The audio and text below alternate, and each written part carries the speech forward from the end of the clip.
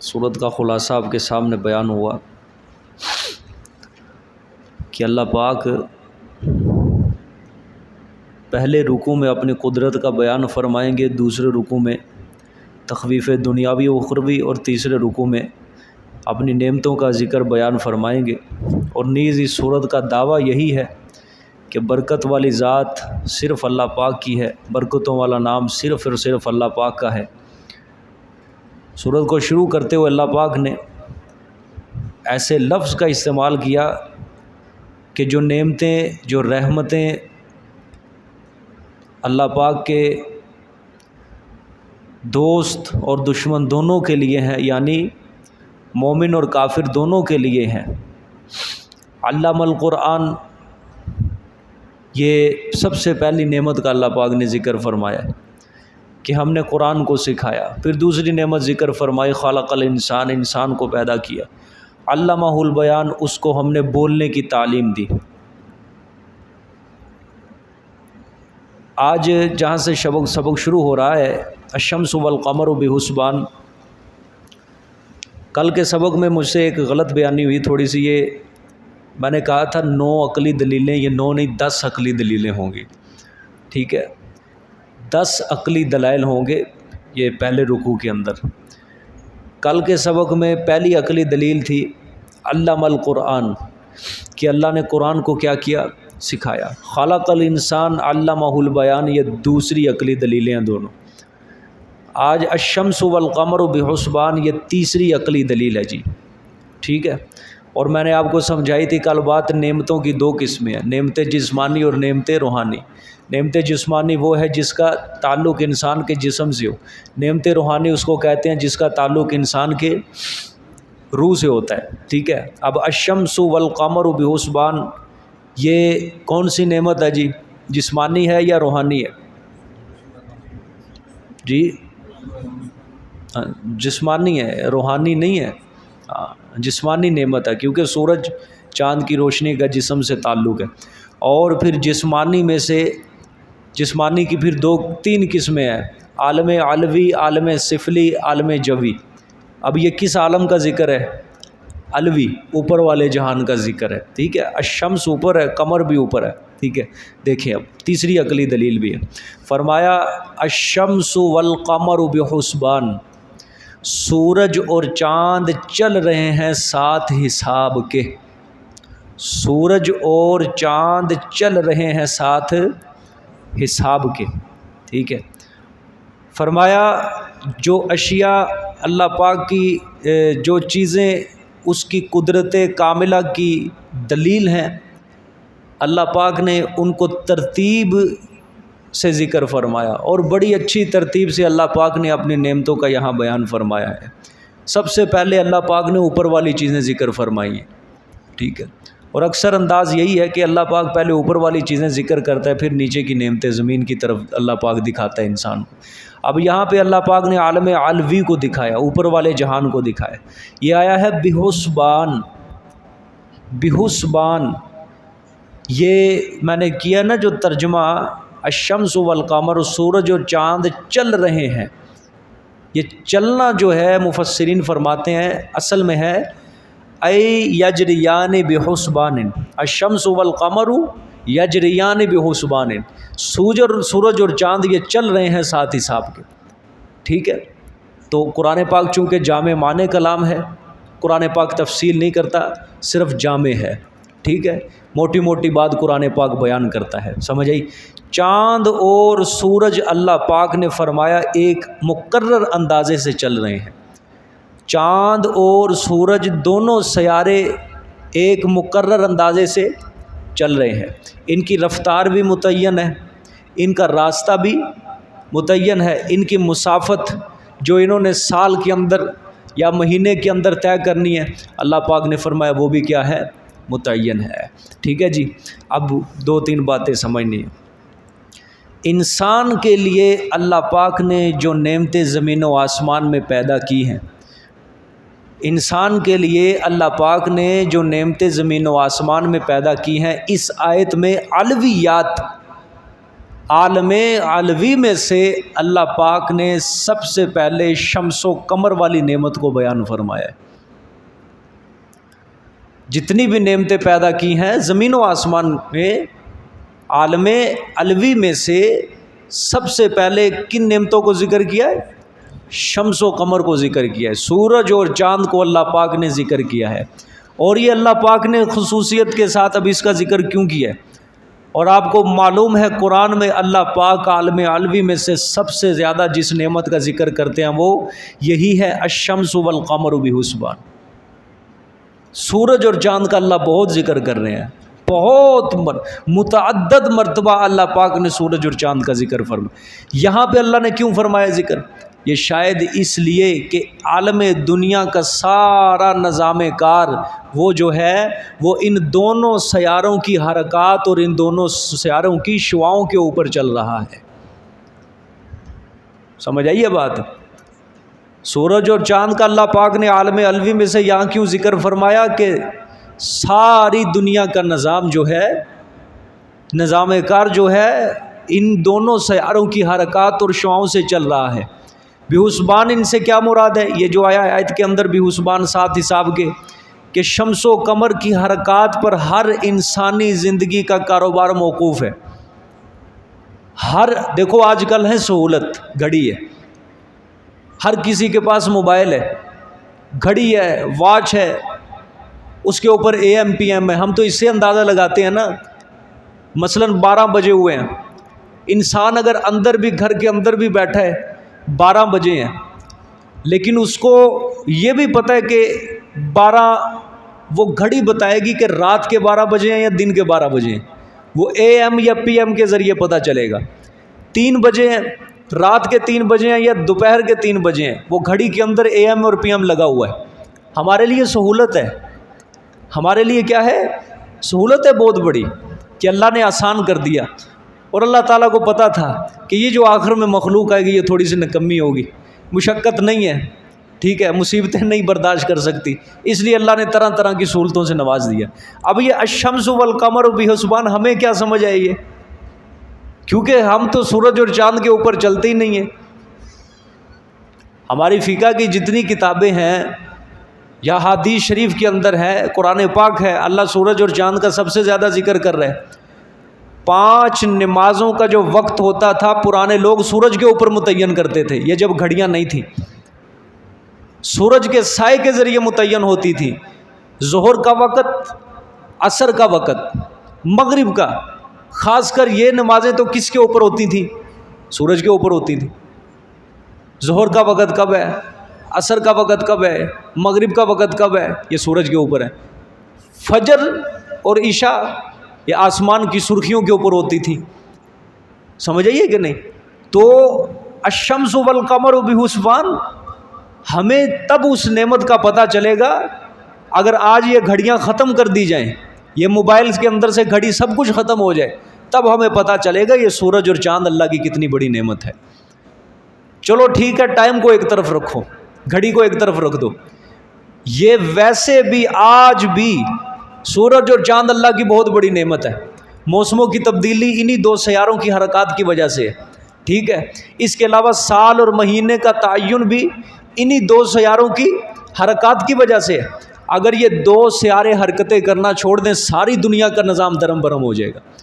سورج حرکت کرنا چھوڑ دے، جو اللہ نے اس کو ایک پٹری کے اوپر چلایا ہوا ہے، سبحان اللہ۔ اللہ نے فرمایا وَجَعَلْنَا النَّهَارَ مَعَاشًا وَجَعَلْنَا اللَّيْلَ لِبَاسًا وَجَعَلْنَا النَّهَارَ مَعَاشًا۔ 30ویں پارے میں اللہ نے فرمایا کہ رات کو ہم نے تمہارے لیے لباس بنائے، دن کو تمہارے لیے ہم نے معاش کا ذریعہ بنایا کہ دن کو کاروبار کرو، کام کاج کے لیے نکلو، رزق کی تلاش کے لیے نکلو، لیکن رات کو کس لیے بنایا؟ سکون کے لیے، اطمینان کے لیے ہم نے بنایا ہوا ہے، ٹھیک ہے۔ تو رات کب آتی ہے؟ جب سورج غروب ہو جاتا ہے، اور دن کب آتا ہے؟ جب سورج طلوع ہو جاتا ہے۔ رات کب آتی ہے؟ چاند طلوع ہوتا ہے۔ رات کب جاتی ہے؟ چاند ختم ہو جاتا ہے۔ سمجھ آئیے کہ نہیں؟ سورج اور چاند کی حرکات کی وجہ سے موسموں کے اندر تبدیلی ہو رہی ہے، سالوں کا تعین کیا جا رہا ہے، مہینوں کا تعین کیا جا رہا ہے، ٹھیک ہے۔ سورج تو ایسی چیز ہے کہ پورا سال یہ رہتا ہے، یہ اپنی منزلیں 365 دنوں کے اندر پوری کر رہا ہے، پورے سال کے اندر۔ چاند جو ہے یہ اپنی منزل کتنے دنوں میں پوری کرتا ہے جی؟ 29 30 یہ اتنے 28 29 30 اتنے دنوں کے اندر چاند اپنی کیا ہے منزلیں پورے کر رہے۔ چاند جب پورا ہو جاتا ہے تو ہمیں کیا پتہ چلتا ہے؟ مہینہ کیا ہو گیا؟ ختم ہو گیا۔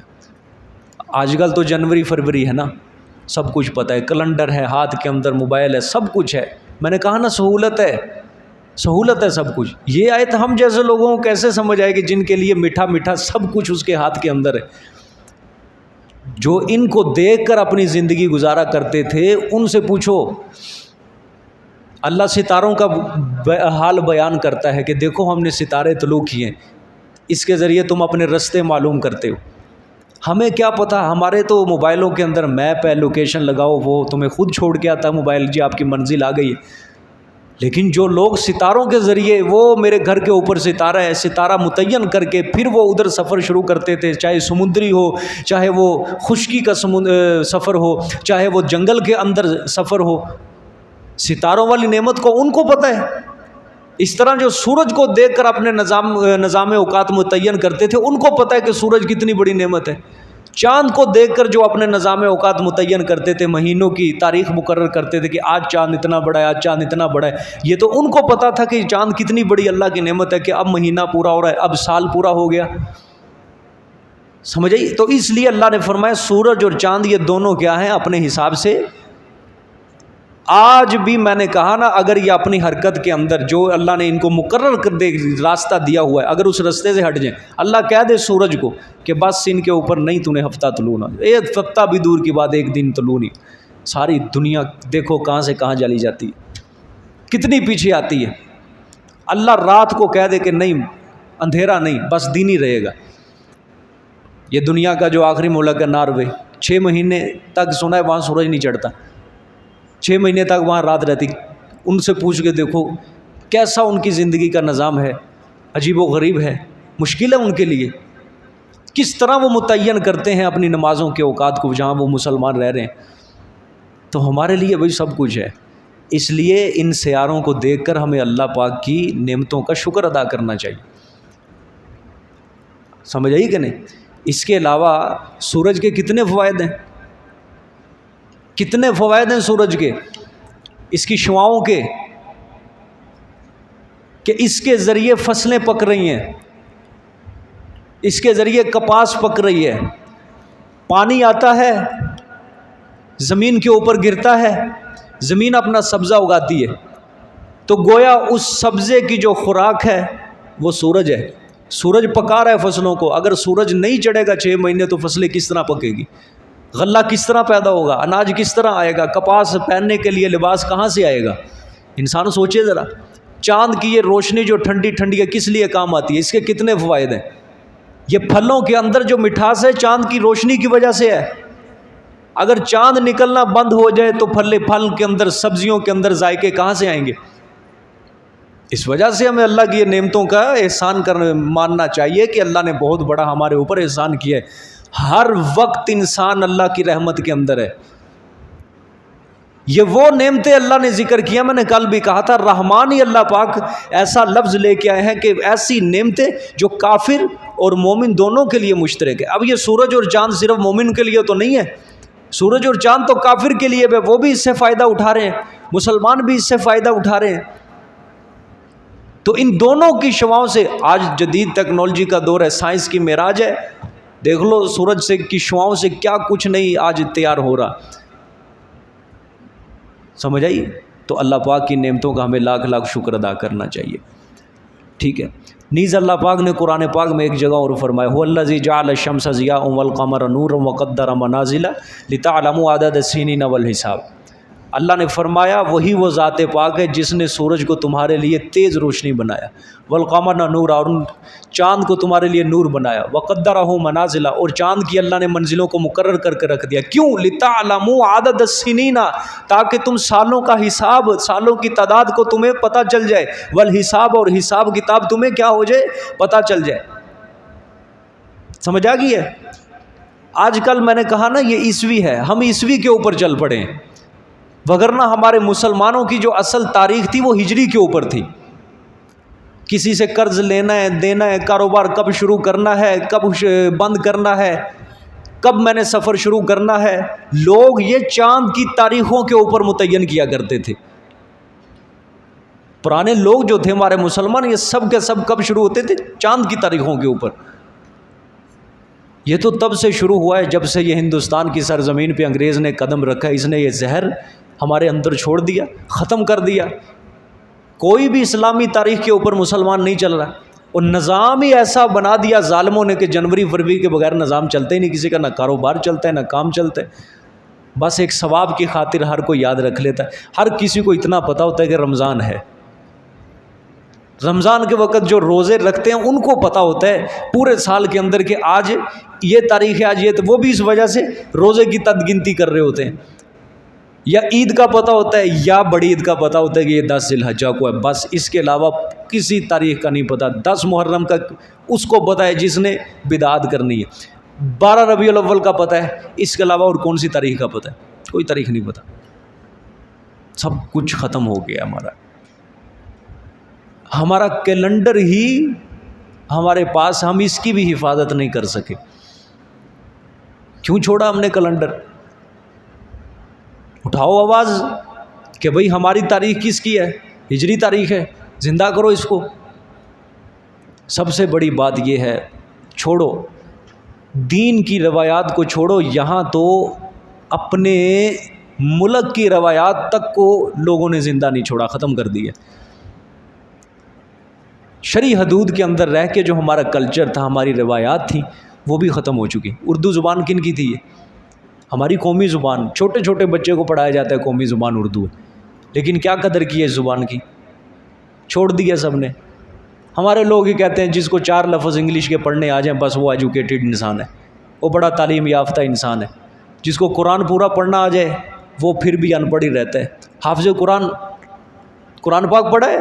جی میں نے 30 سپارے حفظ کیے ہیں۔ کتنی کلاسیں پڑھی ہیں؟ میں نے 5 کلاسیں پڑھی۔ اوہ ہو، آپ تو ان پڑھ جاہل رہے۔ استغفر اللہ، یہ کہتے ہیں لوگ۔ حالانکہ اللہ کا قرآن کیا کہتا ہے؟ ان پڑھ جاہل وہ ہے جو قرآن کی تعلیم سے دور رہتا ہے۔ سمجھ آئی؟ دوسری بات، اللہ کی قدرت دیکھو۔ یہ زمانہ جو ہے، میں نے کہا ہے سائنس کی معراج، سائنس کی ترقی کا زمانہ ہے۔ آج ایسی ایسی مشینری دنیا کے اندر ایجاد کر دی ہے ظالموں نے کہ انسان کی عقل بھی حیران ہو جاتی ہے کہ کیا کیا کچھ ایجاد کر دیا۔ آپ ذرا غور کریں، انسان کی مصنوعات کے اندر اور اللہ کی مصنوعات کے اندر پھر بھی بڑا فرق ہے۔ انسان کی کاریگری میں اور اللہ کی کاریگری میں بڑا فرق ہے، ٹھیک ہے، بہت فرق ہے۔ ہر انسان دیکھتا ہے، کافر بھی دیکھتا ہے اور مسلمان بھی دیکھتا ہے۔ انسان کی جو بنائی ہوئی چیز ہے، مصنوعات ہیں، ان کے اندر بگاڑ اور سنوار کا سلسلہ جاری رہتا ہے۔ کتنی بڑی انسان مشین تیار کر لے، کتنی اچھی تیار کر لے، اچھا میٹیریل لگا لے، لیکن ایک نہ ایک دن آ کے وہ خراب ہو جاتی ہے، وہ بگڑتی ہے، اس کی دوبارہ ٹیوننگ کرنی پڑتی ہے، اس کو دوبارہ سنوارنا پڑتا ہے، ٹھیک ہے۔ مشین چاہے کتنی ہی مضبوط کیوں نہ ہو، کچھ عرصے کے بعد وہ مشین کو گریس لگانی پڑتی ہے، یا اس کے پرزے سارے اسپیئر پارٹ کھول کے ان کو گریس کرنا پڑتا ہے، پھر اس کو دوبارہ جوڑنا پڑتا ہے۔ یعنی جب بگڑتی ہے اس کو سنوارا جاتا ہے۔ لیکن اللہ تعالیٰ کی جاری کی ہوئی یہ عظیم الشان مصنوعات، یہ سورج اور چاند، 1000 سال ہو گئے، 1000 سال ہو گئے یہ اپنی پٹری کے اوپر چل رہے ہیں، صبح چڑھتے ہیں شام کو غروب ہوتے ہیں، لیکن آج تک یہ کسی مرمت کی کوئی محتاج نہیں ہے۔ اس کو کسی گریز کی کوئی محتاج نہیں، کسی بگڑنے کا پھر سنوارنے کا کوئی محتاج نہیں ہے۔ سمجھ آئی ہے؟ یہ جیسے تھے ویسے ہی چل رہے ہیں آج بھی۔ یہ انسان کی کاریگری اور اللہ کی کاریگری میں فرق ہے کہ اللہ کی بنائی ہوئی، بھئی یہ انسان ہے، انسان اللہ ماں کے پیٹ سے انسان کو صحیح تندرست توانا بناتا ہے یا نہیں بناتا؟ ٹھیک ہے، سارا نظام اندر کا بغیر کسی برقی چارج کے چل رہا ہے، اندھیرے کے اندر چل رہا ہے سارا نظام۔ لیکن جب انسان اس کو خود بگاڑتا ہے، خود جب یہ بگڑ جاتا ہے نا، تو انسان کا عمل دخل شروع ہوتا ہے اندر۔ جب یہ ہوتا ہے انسان کا عمل دخل شروع، پھر یہ کیا ہو جاتا ہے؟ پوری زندگی کے لیے بگڑ جاتا ہے۔ یہ جو میدا انسان کو اللہ پاک نے دیا ہے، جس کے اندر روٹی جاتی ہے، ایک مرتبہ یہ ڈسٹرب ہو جائے بس پوری زندگی یہ کبھی نہ کبھی کھپاتا رہتا ہے انسان کو. کیوں ہے؟ انسانی مصنوعات داخل ہوگی، انسانی صنعت کا عمل داخل ہو چکا.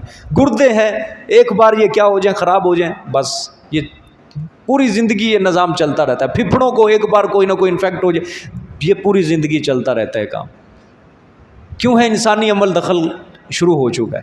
لیکن جو قدرتی بنایا ہوا جسم ہے، اللہ کے اس بنائے ہوئے جسم میں اللہ نے کوئی عیب کوئی نقص نہیں چھوڑا انسان کے جسم. تو یہ اللہ پاک کی جو بنائی ہوئی چیزیں ہیں، یہ سورج اور چاند انسان کو دیکھنا چاہیے کہ پوری کائنات روشن ہو رہی ہے ان کی وجہ سے. اور پھر یہ دیکھو کہ سورج اور زمین کا فاصلہ دیکھو کتنا زیادہ ہے. آج سائنس نے جو تحقیق کی ہے، سورج کا زمین سے فاصلہ جو گنا گیا ہے 14,95,98,000 کلومیٹر زمین سے سورج کا فاصلہ ہے. 14,95,98,000 کلومیٹر یہ زمین سے یہ سورج کا فاصلہ، اتنا فاصلہ. اور جب یہ صبح کو طلوع ہوتا ہے، وہاں وہ اتنی دور سے زمین تک جو اس کی کرنیں پہنچتی ہیں، کتنے منٹ کا سفر ہے یہ؟ 8 منٹ 19 سیکنڈ کے اندر اس کی روشنی یہ زمین تک یہ پہنچتی ہے ہمارے پاس. اتنی تیزی کے ساتھ اس کی یہ روشنی سفر کر رہی ہے. وہ اتنے کروڑ کلومیٹر، 14,95,00,000 یعنی ایک قسم کا 15 کروڑ ہی ہو گیا. وہ 15 کروڑ سے اتنی دوری کے فاصلے پر 15 کروڑ کلومیٹر سے 8 منٹ 19 سیکنڈ کے اندر یہ روشنی سفر طے کرتی ہے اپنا یہ پورا. اور یہ زمین تک آ کے ہم کتنا استفادہ حاصل کر رہے ہیں اس سے. اور پھر یہ چاند ہے، اس کا فاصلہ، اس کا یہ زمین کا سیاروں میں سے سب سے قریب ترین سیارہ جو ہے یہ ہمارا چاند ہے. سورج کی بنسبت یہ قریب ہے. 3,84,400 کلومیٹر کا سفر اس کا ہے، زمین سے چاند کا فاصلہ ہے. تو یہ ساری حدود، ساری مسافت، ساری رفتار یہ اللہ پاک نے رکھی ہوئی ہے. اللہ کو پتہ ہے کہ سورج کتنی دوری کے فاصلے پر اچھا ہے اور چاند کتنی دوری کے فاصلے پر اچھا ہے. اگر سورج کو اللہ مسافت دیتے، چاند کی یہاں سب سڑ مر جاتے، گل سڑ جاتے. جس طرح چاند کا 3,84,000 کلومیٹر ہے، اگر سورج اتنی مسافت کے اوپر ہوتا ہے تو انسانی زندگی ساری کیا ہو جاتی؟ خراب ہو جاتی، سڑ جاتے. یہاں پہ زمین ختم ہو جاتی، بنجر ہو جاتی. لیکن جتنی ضرورت چاند کی تھی، اللہ نے چاند کو اتنی مسافت کے اوپر رکھا. جتنی ضرورت سورج کی تھی، اللہ نے سورج کو اس مقام کے اوپر رکھا. اللہ پاک ہمیں ان نعمتوں کا شکر کرنے کی توفیق عطا فرمائے. آگے دیکھیں جی. وَالنَّجْمُ وَالشَّجَرُ يَسْجُدَانِ. اللہ اکبر. اچھا جی، اب یہ کس نعمت کا ذکر ہے جی؟ جسمانی یا روحانی؟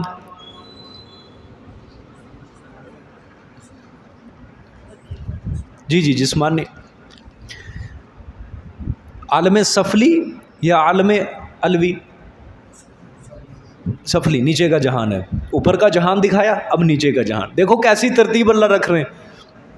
وَالنَّجْمُ وَالشَّجَرُ يَسْجُدَانِ. اور بے تنا، والنجم کا معنی بے تنا درخت، بیل جی بوٹیاں ٹھیک ہے، جس کا تنا نہیں ہوتا. ٹھیک ہے. والشجر، اور تنا دار درخت. یسجدان، جھکے ہوئے ہیں دونوں. کس کے لیے؟ للہ، اللہ کے لیے. والنجم والشجر یسجدان، دونوں اللہ نے فرمایا میرے لیے جھکے ہوئے. سجدہ کرنے سے مراد ہر مخلوق کا سجدہ الگ ہے. جب یہ لفظ سجدہ آئے گا غیر مخلوق کے لیے، اس سے یہ مطلب نہیں ہوتا کہ جس طرح انسان سجدہ کرتا ہے اس طرح یہی سجدہ، بلکہ ان کا سجدہ ہو رہا، وہ میں بھی بتاتا ہوں. پہلے یہ النجم اور الشجر سمجھو یہ کیا چیزیں. النجم سے مراد وہ نباتات ہے جو زمین سے نکل کر زمین کی سطح پر پھیل جائے.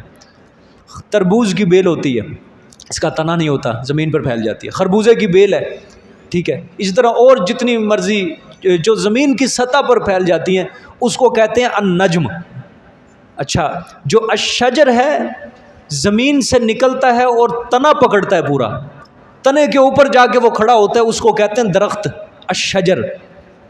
سمجھ آ گئی النجم اور الشجر کے اندر اللہ نے فرمایا تمام اقسام نباتات بھی اللہ کے سامنے جھکے ہوئے ہیں. تمام اقسام نباتات بھی اللہ کے آگے کیا ہیں؟ جھکے ہوئے ہیں. جھکے ہونے سے کیا مراد ہے؟ اس کے حکم کے مطیع ہیں، اس کے حکم کے فرما بردار ہیں. سجود نباتات کہ نباتات جھکے ہوئے ہیں مطلب کیا ہے؟ کلی طور پر یہ اللہ کے زیر تصرف ہیں. اللہ چلا رہا ہے ان کو. اللہ فرمانا چاہتے ہیں جہان کے اندر جو بھی جڑی بوٹی، جو بھی درخت ہے وہ میرے حکم کا محتاج ہے. یعنی درخت ہے مثال کے طور پہ جہان کے اندر ایک درخت، اللہ سے پہلے وہ اجازت لیتا ہے اللہ پھل دوں یا نہ دوں. سبحان اللہ. یہی مطلب ہے یسجدان کا. اللہ چاہے گا اس درخت کے اوپر پھل لگے گا، اللہ نہیں چاہے گا اس درخت کے اوپر پھل نہیں لگے گا. اللہ چاہے گا اس درخت سے پتا ٹوٹے گا، اللہ نہیں چاہے گا تو اس درخت سے کبھی بھی پتا نہیں گر سکتا. اللہ قرآن میں خود فرماتا ہے کہ درخت سے کوئی بھی پتا اگر گرتا ہے تو وہ ہمارے علم کے اندر ہوتا ہے، میری اجازت کے بغیر کوئی درخت سے پتا بھی نہیں گر سکتا. یہ یسجدان دونوں جھکے ہوئے، بوٹی بھی اور تنادار درخت دونوں.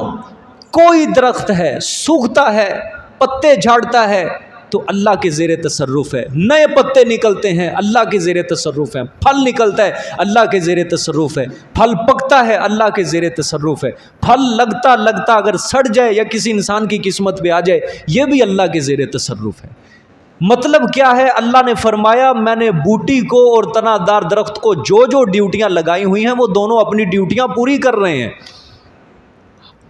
جو میں نے ان کو ڈیوٹیاں لگائی ہوئی ہیں وہ اپنی ڈیوٹیاں کیا کر رہے ہیں؟ پوری کر رہے ہیں. سجدے سے یہی مراد ہے. اور پھر وہ اپنی ڈیوٹیاں پوری کر کے فائدہ کس کو پہنچا رہے ہیں؟ انسان کو.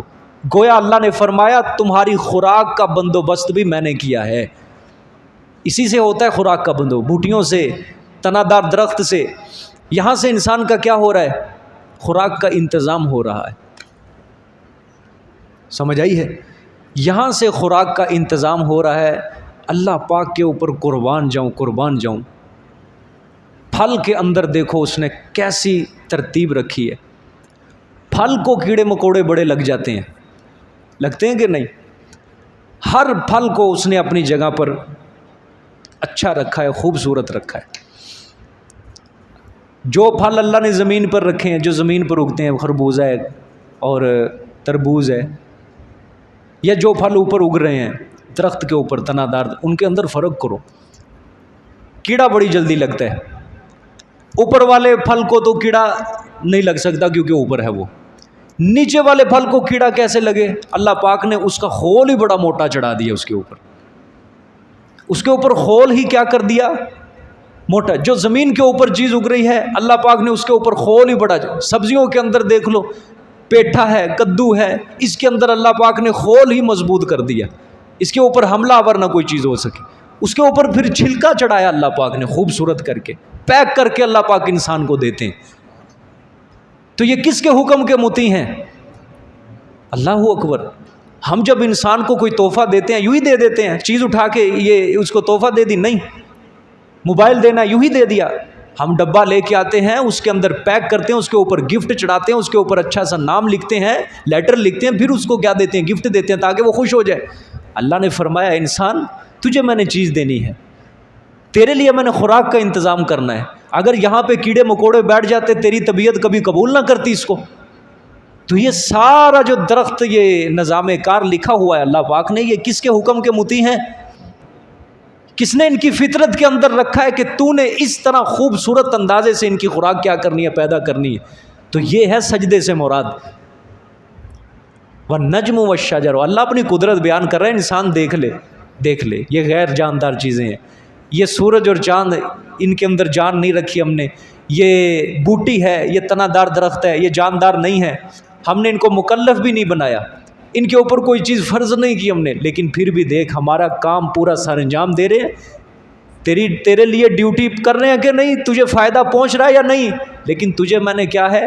قرآن دیا ہے، اتنا خوبصورت نبی دیا ہے، تو کیوں نہیں میرے فرض پورے کر رہا؟ یہ اللہ شرم بھی دلاتے ہیں انسان کو. اللہ کہتے ہیں وہ اتنا بڑا سورج ہے، تمہاری زمین بھی اس کا مقابلہ نہیں کر سکتی جس کے اوپر تم رہ رہے ہو۔ وہ چاند دیکھو، یہ درخت دیکھو، یہ سمندر دیکھو، ہمارا کام کر رہے ہیں، ہم سے خوف زدہ ہیں، ڈر رہے ہیں، اگر ہم نے اللہ کا کام نہ کیا تو اللہ سزا دے گا۔ تو اے انسان، تو کیوں نہیں ڈرتا؟ تو کیوں نہیں خوف زدہ ہوتا مجھ سے؟ تو کیوں نہیں میرے کام پورے کر رہا؟ تو کیوں مجھ سے مقابلہ کر رہا ہے؟ کیوں اللہ نہ لاڈے لے رہے ہیں؟ تو کیا ہے تیرے پاس اپنا؟ مر گیا تو کیا لے کے جائے گا اپنے ساتھ؟ جس دولت کے اوپر اتنے ناز اور نخرے کے ساتھ تو پل رہا ہے، اپنی زندگی گزار رہا ہے۔ ٹھیک ہے، تو یہ مراد ہے۔ اچھا، پھر اللہ نے ترتیب دیکھو، پہلے سورج اور چاند کا ذکر کیا، پھر کس کا ذکر کیا ہے؟ یہ درختوں کا۔ ترتیب: اوپر سورج چاند رواں دواں ہے اور نیچے جڑی بوٹیاں۔ سورج اور چاند کو اوپر رکھ کے نیچے جڑی بوٹیوں کو اگا کر سورج اور چاند سے تاثیر حاصل کرنے کی طاقت اللہ پاک نے درخت کے اندر رکھی ہے۔ ٹھیک ہے، ان دونوں کا بڑا جوڑ رکھا آپس میں اللہ نے، سورج کا جڑی بوٹیوں کے ساتھ، چاند کا جڑی بوٹیوں کے ساتھ، درختوں کے ساتھ، فصل کے ساتھ، کھیت کے ساتھ۔ اللہ نے دونوں کا بڑا تعلق رکھا ہے۔ دونوں اپنا کام سر انجام دے رہے ہیں یا نہیں دے رہے؟ سبحان اللہ۔ سورج ہر وقت تو نہیں تمہاری کھیت کے اوپر رکھتا کہ وہ سڑ جائے، چاند ہر وقت تو تمہاری کھیت کے اوپر، تمہارے پھلوں کے اوپر تو نہیں رہتا۔ ہر ایک اندازہ اللہ نے مقرر کر کے رکھا ہوا ہے، ہر ایک اپنی ڈیوٹی جو اللہ نے لگائی ہوئی ہے وہ سر انجام دے رہے ہیں۔ کبھی اللہ کی ڈیوٹی سے وہ پھرے ہیں؟ نہ پھرے، نہیں پھرے۔ سورج نے آج تک اللہ کے سامنے یہ کہا، یا اللہ کتنے ہزار سال ہو گئے، چڑھ چڑھ کے تھک گیا ہوں، آج چھٹی دے دے۔ چاند نے کہا، یا اللہ کتنے ہزار سال ہو گئے تیرا کام پورا کر رہا ہوں، ایک دن کے تو چھٹی دے دے، ایک گھنٹے کی تو چھٹی دے دے۔ لیکن کبھی بھی چونچرا نہیں کیا۔ یہ صرف انسان ہی ہے، یہ صرف انسان ہی ہے جو دنیا کی خاطر دین کو چھوڑ دیتا ہے۔ یہ انسان ہی کے اندر صرف اتنی طاقت آ گئی ہے، انسان کے اندر ہی اتنی جرت آ گئی ہے کہ جب اللہ کا کام آ جائے، اللہ کا حکم آ جائے، یہ پس پشت ڈالتا ہے اور دنیا کو خوش کرنے کے لیے پتہ نہیں کیا کیا کر دیتا ہے۔ یہ جرت صرف انسان کے اندر ہی ہے، وگرنہ اللہ کی دوسری مخلوق کے اندر یہ جرت کبھی نہیں آ سکتی۔ ٹھیک ہے، اچھا دیکھیں جی آگے، اللہ اکبر۔ وَالسَّمَاءَ رَفَعَهَا وَوَضَعَ الْمِيزَانَ أَلَّا تَطْغَوْا فِي الْمِيزَانِ وَأَقِيمُوا الْوَزْنَ بِالْقِسْطِ وَلَا تُخْسِرُوا الْمِيزَانَ۔ دلیل عقلی نمبر 4، وَالسَّمَاءَ رَفَعَهَا۔ جی بھی کون سی نعمت ہے؟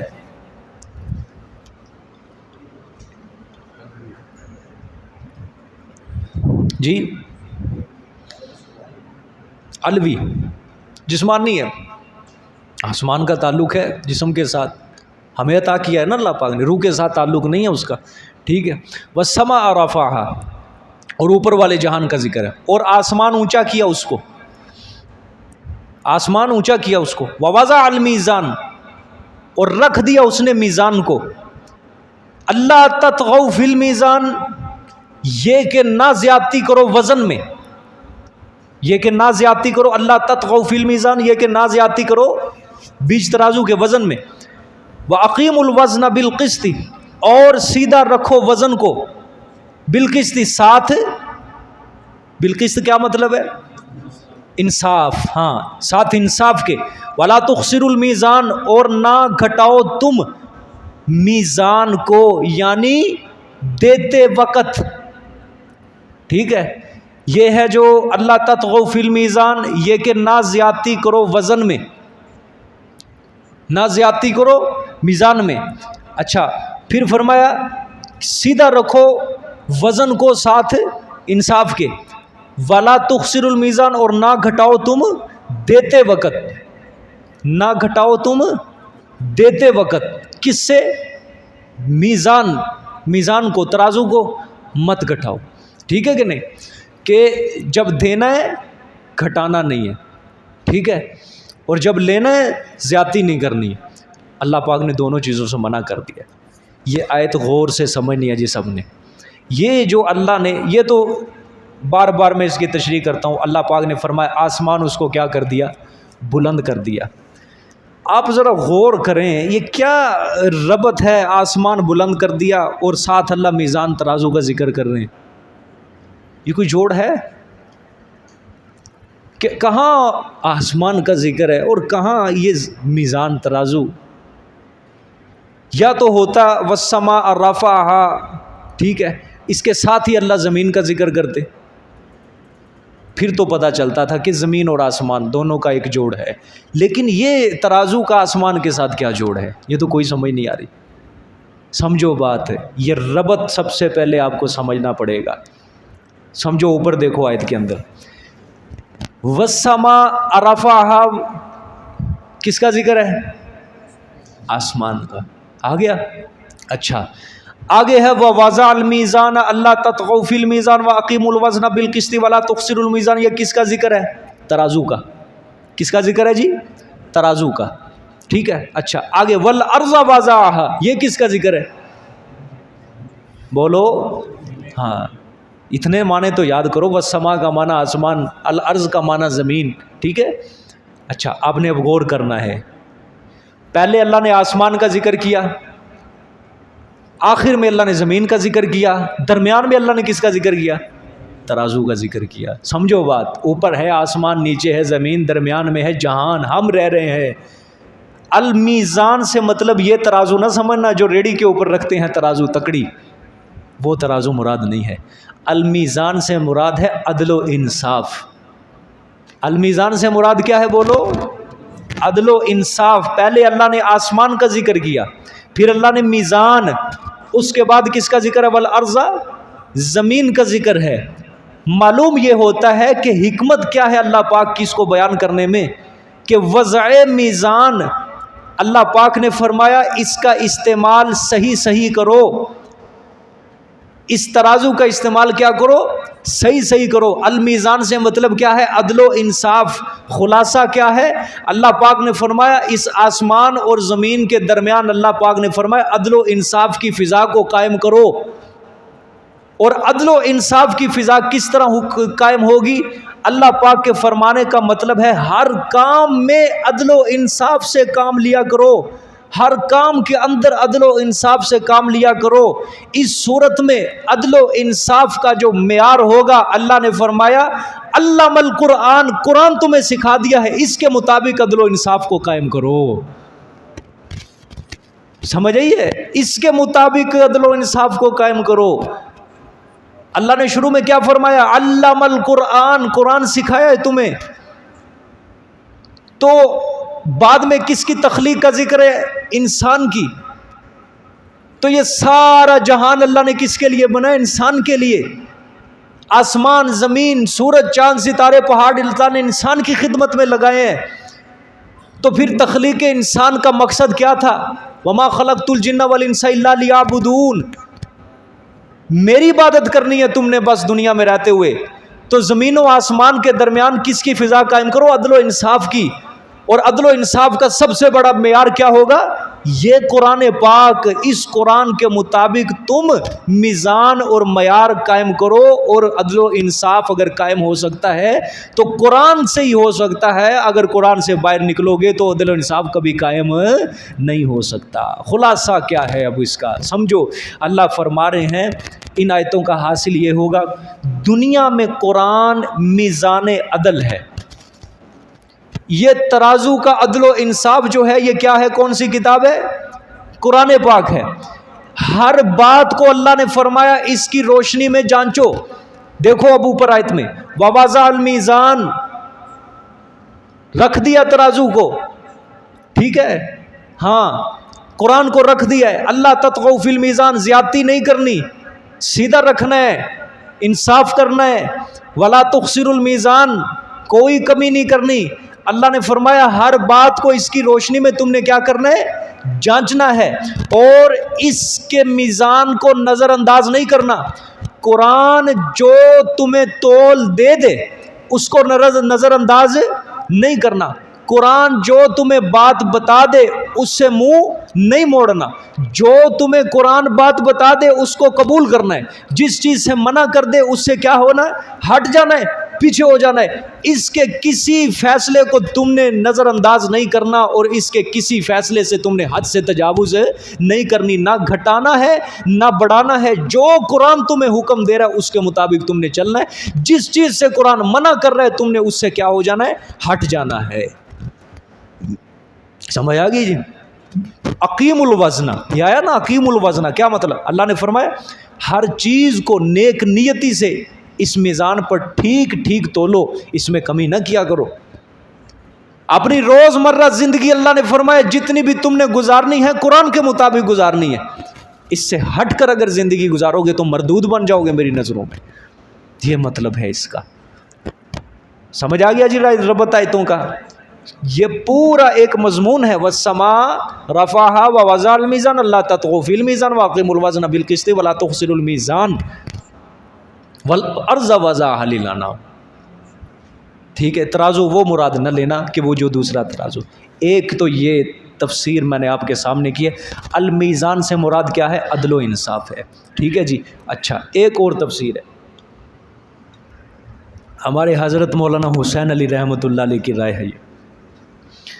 وہ فرماتے ہیں المیزان سے مراد عقل ہے. المیزان سے مراد عقل ہے. اب سمجھ نہیں آ بات، یہ عجیب ہی معنی کیا انہوں نے. عقل ہے فرماتے ہیں یہ ایک تمثیل ہے، ایک مثال ہے. اللہ پاک سمجھا رہے ہیں کہ کیا سمجھا رہے ہیں اللہ پاک؟ ایک مثال سمجھا رہے ہیں. انسان ترازو کے تولنے میں 3 طریقوں سے کمی کرتا ہے. ترازو کے تولنے میں 3 طریقوں سے ڈنڈی مارتا ہے. سب سے پہلی، ترازو کے اندر ہی نقص ڈال دے. مثال کے طور پہ تکڑی کا ایک لوہا ہلکا رکھ دے اور دوسرا لوہا بھاری رکھ دے. ترازو کے اندر ہی کیا ڈال دیا ہے؟ نقص ڈال دیا. دوسرا، ترازو درست ہے، ترازو ٹھیک ہے، لیکن ہاتھ سے وہ کیا کر رہا ہے؟ کمی زیادتی کر رہا ہے. آپ نے دیکھا ہوگا یہ جو ترازو اٹھاتے ہیں وہ اوپر سوئی ہوتی ہے جو اس کے آگے کیا رکھتے ہیں؟ ہاتھ رکھ دیتے ہیں تاکہ وزن جھکے ہی نہ. 2 نمبری چل رہی ہوتی ہے. یہ جو ترازو اٹھاتے ہیں نا ان کے اوپر اس جانب اس کو دیکھا کرو کہیں مار نہ کھا جانا، وغیرہ گھر آگے پھر کہیں گے لوٹ کے آ گئے کدھر. اکثر آپ نے دیکھا بھی ہوگا آج کل یہ دوسرے ترازو جو ریڑیوں کے اوپر رکھے انہوں نے تو نیچے ہی اس کے دیا ہوتا ہے نا، پتھر لگایا ہوتا ہے. ٹھیک ہے، وہ جس کے اوپر سودا رکھا جاتا ہے اس کے نیچے پتھر لگایا ہوتا ہے تاکہ وزن زیادہ ہو. ٹھیک ہے، اسی طرح وہ جو اٹھانے والا ترازو ہوتا ہے اس کی سوئی کے اوپر ان کا یہ ہتھیلی چل رہی ہوتی ہے ان کی سوئی. ٹھیک ہے، تو پہلی چیز ترازو کے اندر ہی نقص ہے، اس طرح نقصان کرتا ہے. دوسری چیز، ہاتھ سے تو نقصان نہیں کیا لیکن ہاتھ سے ترازو کے اندر ہی اس نے کیا ڈال دیا ہے؟ نقص ڈال دیا. تیسری چیز، ہاتھ سے جھٹکا نہ دے، کسی اور تدبیر سے کم تول دیا. کسی اور تدبیر سے کیا کر دیا ہے؟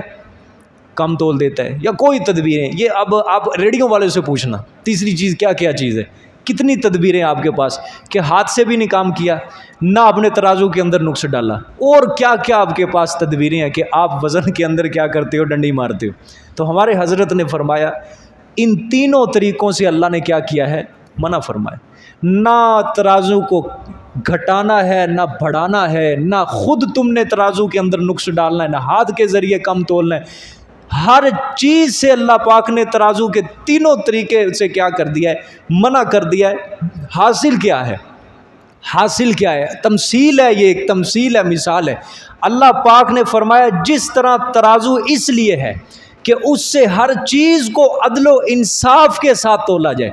جس طرح ترازو اس لیے ہے کہ اس سے ہر چیز کو عدل و انصاف سے کیا کیا جائے؟ تولا جائے. اللہ نے فرمایا اسی طرح عقل و انصاف کے ترازو سے تول کر، عقل و انصاف کے. کیوں؟ المیزان سے مراد میں نے کہا ہمارے حضرت نے فرمایا عقل ہے. اللہ نے فرمایا جس طرح ترازو اس لیے ہے کہ ہر چیز کو اس کے اندر عدل و انصاف سے کیا کیا جائے؟ تولا جائے. اسی طرح میزان اپنے عقل کے ترازو کے اوپر تول کر اپنی عقل سے بتاؤ، فیصلے کرو. یہ میں نے جتنی بھی نعمتوں کا ذکر کیا، علم القرآن، خلق الانسان، अल्लमहुल बयान अश्शम्सु वल कमरु बिहुस्बान वन नज्मु वश्शजरु यसजुदान व अकीमुल वज़न बिल क़िस्ति वला तुख़सिरुल मीज़ान। अल्लाह ने फरमाया जितनी भी नेमतें मैं इस सूरत के अंदर जिक्र करूँगा, अल्लाह ने फरमाया जिस ज़ात के अंदर ये सिफ़ात हों, अल्लाह ने फरमाया जो यहाँ मज़कूर हैं, क्या उसके सिवा कोई और हस्ती बरकतें देने वाली हो सकती है? कभी नहीं हो सकती। यह मतलब है कि अल्लाह ने तमसील दी है। जिस तरह तराजू को इसलिए रखा गया कि हर चीज़ को अदल इंसाफ से तोला जाए, अल्लाह ने फरमाया अकल तुम्हें दी है, अपने अकल के तराजू पर अदल इंसाफ के साथ तोलो इन तमाम अमूर को। अशम्सु वल कमरु, जिस ज़ात ने सूरज और चाँद को ऐसी तवानी अता की हो, ऐसी हिकमत अता की हो, जिस ज़ात ने ये दरख्तों को, ये बूटियों को, ये आसमान को, ये ज़मीन को अपनी अपनी ड्यूटियाँ सौंप दी, इतनी इतनी बड़ी मखलूक उसके क्या लगी हुई है, उसके काम सर अंजाम दे रही है। अल्लाह पाक ने फरमाया जितने इतने इतने बड़े काम किए हैं, क्या उसके सिवा कोई उसकी मखलूक वो बरकतें देने वाली हो सकती है? ना। अल्लाह ने फरमाया बरकत देने वाली ज़ात सिर्फ़ और सिर्फ किसकी है? अल्लाह पाक की है। ये मतलब है इसका। ठीक है, आगे चलें। वल-अर्ज़ वज़अहा लिल-अनाम फ़ीहा फ़ाकिहतुन वन-नख़्लु ज़ातुल अकमाम। सुभान अल्लाह। और ज़मीन रखा उसने उसको, और ज़मीन रखा उसने उसको लिल-अनाम, क्या मतलब है जी? लोगों के। ठीक है, लोगों के नहीं करना, ये माना अजीब है, ये माना अजीब है। ज़मीन हमारे लिए सिर्फ, इंसान के लिए नहीं है ज़मीन। माना करेंगे वास्ते तमाम मखलूक़ात के। ठीक है, लिल अनाम, सारी मखलूक के लिए ये ज़मीन को अल्लाह ने क्या किया है? बिछाया है। ठीक है, फिर फ़ीहा फ़ाकिहतुन, बीच उसके मेवे हैं, बीच उसके क्या हैं? मेवे। सुभान अल्लाह। वन्नख़्लु ज़ातुल अकमाम, और खजूरें ज़ातुल अकमाम, साहिब हैं ग़िलाफ़ की। अव्वल अव्वल वो क्या चढ़ा होता है? खजूर, हाँ, ये ग़िलाफ़ चढ़ा होता है। अच्छा, वल-हब्बु ज़ुल-अस्फ़ि वर-रैहान, और अनाज, वल-हब्ब दाना, अनाज गल्ला सब है इसके अंदर। अनाज, और अनाज ज़ुल-अस्फ़ि, जिसके साथ भूस है। अस्फ़ क्या मतलब? भूस है। वर-रैहान, और खुशबूदार फूल। ठीक, तर्जुमा फिर देखो, फिर मैं समझाता हूँ। फरमाया और ज़मीन रखा उसने उसको लिल अनाम, सारी मखलूक के लिए। फ़ीहा फ़ाकिहतुन, बीच उस ज़मीन के क्या है? मेवे। वन्नख़्लु, और खजूरें ज़ातुल अकमाम, साहिब है ग़िलाफ़ की। वल-हब्बु, और अनाज ज़ुल-अस्फ़ि, जिसके साथ बुस है, बुस वाला अनाज, और खुशबूदार फूल। वर-रैहान, और खुशबूदार फूल। ठीक है, अल्लाह ने फरमाया ज़मीन को मैंने लोगों के लिए पैदा किया है, लोगों के लिए बने, ताकि वो इससे हर किस्म का फ़ायदा उठाएं, जिससे हर किस्म के फल और मेवे निकल रहे हैं। ख़ासकर खजूरें वो निकल रही हैं, ख़ुसूसन खजूर के दरख्त। ठीक है, भारी भारी दरख्त होते हैं, इससे अल्लाह पाक ने फरमाया कितनी आलीशान खजूरें निकल रही हैं। ठीक है, ज़ुल-अस्फ़ के अंदर है गल्ला, ये वल-हब्बु गल्ला है। ठीक है, उस गल्ले के ऊपर भूस चढ़ा हुआ होता है। वर-रैहान, इसके अंदर अल्लाह ने फरमाया ग़ज़ा अजनास के अलावा कितनी किस्म के फूल हैं। ठीक है, और जिनकी खुशबू को सूंघ कर इंसान का दिल और दिमाग क्या हो जाता है? मुअत्तर हो जाता है, ताज़ा हो जाता है। ठीक है, ये भी चीज़ें रखी हैं। ठीक है, अब समझनी है जी आयत गौर से। फरमाया ये जो ज़ातुल अकमाम है ना जी, वल-अर्ज़ वज़अहा लिल-अनाम, ये तो एक तरफ रख दो, उस ज़मीन में मेवे हैं। ठीक है, वन्नख़्लु ज़ातुल अकमाम, जिसके माना उस ग़िलाफ़ के हैं, जो खजूर, ये जो होती है ना खजूर, ये फलों पर इब्तिदाई तौर के ऊपर ये चढ़ा होता है ग़िलाफ़, उसको क्या कहा जाता है? ज़ातुल अकमाम। आगे है वल-हब्बु ज़ुल-अस्फ़ि। वल-हब्बु, हब किस गल्ले को कहा जाता है? हब, हब उस गल्ले को कहा जाता है जिसके ऊपर छिलका चढ़ा होता है। गंदम, चावल, चना, माश, मिसोर, इनके ऊपर क्या होता है? छिलका होता है, उसको कहा गया है अस्फ़, भूस। यही माना लिखा है आपके? हाँ, भूस, उसी को कहा जाता है, छिलके को कहा गया भूस, ज़ुल-अस्फ़। समझ आ गई जी? यानी अल्लाह फरमाना चाहते हैं वल-हब्बु ज़ुल-अस्फ़ि। अल्लाह ने फरमाया गंदम, चना, चावल, माश वगैरह, अस्फ़ उस भूसे को कहते हैं जिसके अंदर पैक करके हम तुम्हें गल्ला इनायत करते हैं, जिसके अंदर पैक करके हम तुम्हें चावल इनायत करते हैं। جس کے اندر پیک کر کے ہم تمہیں چنا عنایت کرتے ہیں، جس کے اندر پیک کر کے تمہاری خوراک کا انتظام کرتے ہیں۔ کیوں اللہ نے یہ ذو العصف فرمایا ہے؟ یوں ہی کہہ دیا چھلکا، یوں ہی کہہ دیا، یوں ہی کہہ دیا اللہ پاک نے؟ سبق ہے اس کے اندر بہت بڑا، بہت بڑا سبق اللہ نے رکھا ہے۔ قرآن کے ہر لفظ کے اندر سبق ہوتا ہے۔ بھوسے کے غلاف میں پیدا ہو کر اللہ نے کیوں فرمایا یہ غلاف کے اندر پیدا کیا؟ اللہ فرمانا چاہتے ہیں خراب ہواؤں سے، کیڑے مکوڑوں سے، گندی ہواؤں سے، مچھروں سے ہم نے تیرے غلے کو محفوظ رکھا ہے۔ ظالم انسان کس کی ناشکری کر رہے تو؟ یہ گندم ہے جو، اس کے اوپر کتنا خوبصورت غلاف ہے، چاول کے اوپر کتنا سخت غلاف ہے، چنے کے اوپر کتنا سخت غلاف ہے، ماش کے اوپر کتنا سخت غلاف ہے۔ کیوں اللہ نے چڑھایا ہوا ہے؟ یہ کیوں چڑھایا ہوا ہے؟ یہاں تو ہر تھوڑی سی چیز کے اندر نقل نکال دیتے ہیں، ہم نکال دیتے ہیں نا۔ تو اللہ نے فرمایا ظالم ہے تو اس طرح کہی، میری قدرت کے اندر تو کسی طرح عیب نہ نکال سکے، ایسا ہم نے بھوس چڑھایا۔ اور اللہ نے فرمایا تیرے نزدیک اس کی کیا قدرت، کیا وقت ہے اس بھوس کی؟ ہم سے پوچھ، ہماری قدرت سے پوچھ، ہم نے کیا ہی تیرے لیے ہے سارا۔ خراب ہواؤں سے، مچھروں سے، کیڑے مکوڑوں سے ہم نے تیرے غلے کو کیا کیا؟ محفوظ کیا ہے۔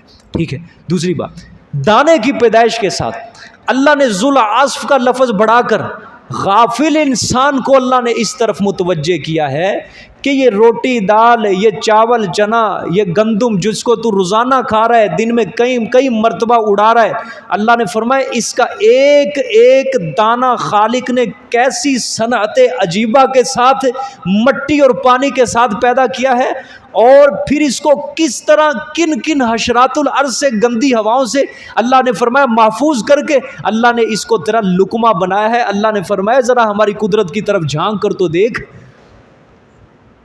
اب سمجھ آئیے ایک ایک دانے کی قدر، اب سمجھ آئیے ایک ایک دانے کی قدر، ایک چاول کی قدر، گندم کے ایک دانے کی قدر، چنے کے ایک دانے کی قدر، دال کے ایک دانے کی قدر، کہ اللہ نے ایک دانے کو محفوظ کرنے کے لیے کتنا بڑا انتظام کیا ہے۔ کیوں کہا ذو العصف؟ اصل بات پتہ کیا ہے؟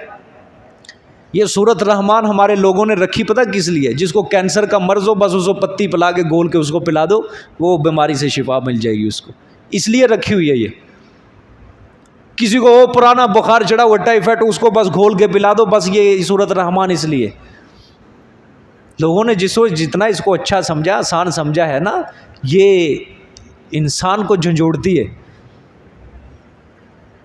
اللہ کے رسول نے فرمایا لِكُلِّ شَيْءٍ عُرُوسٌ وَعُرُوسُ الْقُرْآنِ الرَّحْمَانِ، ہر چیز کی خوبصورتی ہوتی ہے، قرآن کی خوبصورتی سورۃ رحمان ہے۔ ہر چیز کی خوبصورتی ہوتی ہے، ہر چیز کی، قرآن کی خوبصورتی سورۃ رحمان ہے۔ تو ذو العصف عام بندہ کیا کہے گا؟ دانا ذو العصف بس یہ بھوس والا پڑھ کے چلا جائے گا آگے، لیکن اللہ کے یہ بیان کرنے کا کوئی مقصد تو ہے نا، کہ یہ دانہ جسے تو ضائع کر دیتا ہے، دیکھ تیرے نظروں کے اندر تو ایک دانے کی کوئی قدر نہیں ہے نا، لیکن ہم نے اس ایک دانے کو بھی محفوظ کرنے کے لیے کتنے انتظامات کیے۔ اس لیے میں بار بار پیٹتا ہوں، کھانے کے اندر چاول ہو، جو بھی ہو، لقمہ ہو، اس کو نیچے نہ گرنے دو، اس کو اٹھا کے کھا لیا کرو، برتن کو صاف کرو۔ ایک جس کو چاول ہے نا، خاص کر چاول، اس کے اوپر کسان کی بڑی محنت ہے، گندم کی بنسبت چاول کے اوپر کسان کی زیادہ محنت ہے، زیادہ ڈیوٹی دینی پڑتی ہے، زیادہ کھپتا ہے، زیادہ سپریں لگتی ہیں، زیادہ محنت اور مشقت ہے۔ ہم پلیٹ کے اندر کیا کرتے ہیں؟ ڈال لیتے ہیں، اور جب ختم کرتے ہیں ہماری پلیٹ کو کتنے دانے لگے ہوئے ہوتے ہیں۔ انسانیت اسی چیز کے اندر ہے کہ وہ دینے والے کے رزق کی قدر کرے۔ انسانیت اس چیز کے اندر نہیں ہے کہ وہ دینے والے کی رزق کو ضائع کرنے لگ جائے۔ ہمارے لوگ پیٹ رہے ہیں آج رزق میں تنگی ہوگی، وجہ اس کی یہی ہے کہ ہم نے قدر نہیں کی ایک ایک دانے کی، کہ اللہ کتنی قدرتوں سے اس دانے کو بچا کے تمہارے لیے پیش کر رہا ہے، اور ہم نے اس کی قدر، یہ ناشکریہ ہے۔ کیا ہے یہ؟ اب پتہ چلا کہ نہیں یہ ناشکری ہے۔ ذو العصف والحب ذو العصف والریحان، یہ ناشکری ایک ایک دانے کی اللہ کو کتنی ناراض کرتی ہے. آپ کے گھر میں جب روٹی کا اتنا سا لقمہ گرتا ہے، آپ ذرا غور کریں اس کے اندر گندم کے کتنے دانے ہوتے ہیں. اتنے لقمے کے اندر کتنے دانے ہیں گندم کے. کتنے دانوں کی ہم نے ناشکری کی، اور اس ناشکری کی سزا تو متعین ہوتی ہے، اللہ رزق کے اندر کمی کر دیتا ہے. لوگوں کو پتہ نہیں ہے ایک ایک روپے کی قدر نہیں ہے، لوگوں کو دانوں کی قدر نہیں ہے. اس لیے قدر کرنی سیکھو اس کے دیے ہوئے رزق کی، برباد نہ کیا کرو. آپ کہیں ماشاءاللہ چلے گئے ہیں، اگر چاول ڈلوانے ہیں، سالن اگر ڈلوانا ہے، آپ اس کو کہہ دو کہ بھئی تھوڑا ڈالنا، چاول ہیں تھوڑے ڈالنا، جتنی گنجائش ہے اتنی ڈلوا لو. کوئی مزہ ضائع نہ کرو، کہیں بھی کھانا ضائع نہ کرو، پانی بھی ضائع نہ کرو. آپ کو قرآن پاک تو پڑھ لیا ہے نا، لیکن ہمیں قدر نہیں ہے کہ اللہ پانی کا کیسے کیسے انتظام کر رہے ہیں، ہمارے تک پہنچ رہا ہے پانی. ہم نے پانی کی بے قدری کی، ہمیں یہ فلٹر شدہ پانی آج مل رہا ہے. ترس گئے ہم پانی کو. یہ اندر جو جا رہا ہے ہر وقت ایک ایک گھونٹ، یہ اچھا جا رہا ہے، صاف ستھرا جا رہا ہے؟ پتہ نہیں کون سا پانی ہمارے اندر جا رہا ہے. ہم نے اللہ کی نعمتوں کی ناشکری کی. کیا یہ آج خوراک ہمیں خالص مل رہی ہے؟ پتہ نہیں کتنی کتنی دوائیاں چھڑکتے ہیں، کتنی کتنی سپرے ہو رہی ہے اس کے اوپر. یہ ساری ہماری کرتوتوں کی سزا ہے کہ ہم نے اللہ کے رزق کی قدر نہیں کی ہے. قدر نہیں کی. آج ہم کہتے ہیں یہ جو ایک دانہ نیچے گر گیا، کیا اس کا کیا ہے؟ عام طور پہ چاول کے کھانے کے اندر لوگوں کی بڑی سستی ہوتی ہے. بوٹی نکال کے ایک طرف رکھتے ہیں، اس کے ساتھ کتنے چاول لگے ہوئے ہیں، سارے ضائع ہو گئے، سارے ضائع ہو گئے. کون اس کا حساب دے گا؟ یہ جو دانے ضائع کیے ہیں، رب کو جا کے اس کا حساب دینا ایک ایک دانے کا. یاد کر لو یہ بات. اس لیے انسانیت اگر رکھی ہوئی ہے تو صرف سنت رسول صلی اللہ علیہ وسلم کے اندر سنت کو آزما لو، اپنا لو. والریحان، سبحان اللہ، اس کا مشہور معنی خوشبو ہے جی. بس معنی عام سادہ سا کہ زمین سے پیدا ہونے والے درخت، طرح طرح کی خوشبوئیں ان کی. پھل ہیں، ہر کسی کی خوشبو الگ ہے. سبزی ہے، ہر کسی کی خوشبو الگ ہے. سبحان اللہ. پھول ہے، پھول، یہ خوشبو جو ہے ہم دکان سے لے کے آتے ہیں، یہ تو لگا کے ختم ہو جاتی ہے، مصنوعی ہے. لیکن یہ پھول دیکھو، پھول، اس کی خوشبو کہاں سے داخل ہوئی ہے؟ اس کا تنا کڑوا ہے، اس کا پتا کڑوا ہے، سبحان اللہ، لیکن اس کا جو پھول ہے وہ خوشبو ہی خوشبو ہے. اللہ نے کوٹ کوٹ کے گلاب کے پھول میں خوشبو بھر دی ہے. دوسری بات، اس کا تنا برون ہے، اس کا پتا سبز ہے، لیکن اس کا جو پھول کا اپنا پتا ہے وہ لال ہے. یہ رنگ کہاں سے بھرا ہے؟ انسان نے بھرا ہے. کدھر سے آیا ہے رنگ؟ کسی کو نہیں پتا، یہ صرف اللہ جانتا ہے، اللہ جانتا ہے. یہ ساری باتیں بیان کرنے کے بعد فرمایا فَبِأَيِّ آلَاءِ رَبِّكُمَا تُكَذِّبَانِ، پس ساتھ کون سی نعمتوں کی اپنے رب کی تم تکذیب کرو گے؟ کون سی نعمتوں کی اپنے رب کو جھٹلاؤ گے؟ اللہ نے فرمایا کہ یہ ساری نعمتیں، جن و انس سب برابر ہیں، سورج چاند سب کے لیے ہے، یہ بوٹیاں، یہ درخت، یہ سب کے لیے ہے، یہ آسمان، یہ زمین سب کے لیے ہے، میزان قرآن سب کے لیے ہے. اللہ پاک نے فرمایا کس کس نعمت کا ناشکری کرو گے؟ کس کس نعمت کو جھٹلائے ہوئے؟ سمجھ آئیے؟ فَبِأَيِّ آلَاءِ رَبِّكُمَا تُكَذِّبَانِ. اس صورت کے اندر غالباً یہ 31 مرتبہ آیا ہے یہ بات. کتنی مرتبہ؟ 31 مرتبہ یہ آیت آئی ہے غالباً میرے علم کے مطابق. فَبِأَيِّ آلَاءِ رَبِّكُمْ، بار بار جن و انس کو اللہ نے کہا او ظالموں، کون سی نعمت کا انکار، کون سی نعمت کا انکار کرو گے؟ ٹھیک ہے، پڑھ لو سارے. لا بشیء من نعمک، لا بشیء من نعمک ربنا نکذب ربنا نکذب فلک الحمد. اے اللہ ہم تیری کسی نعمت کا انکار نہیں کرتے. فلک الحمد، یا اللہ ساری حمد ثنائیں تیرے لیے ہیں. سمجھ آئیے؟ جزاک اللہ جی، صدق اللہ.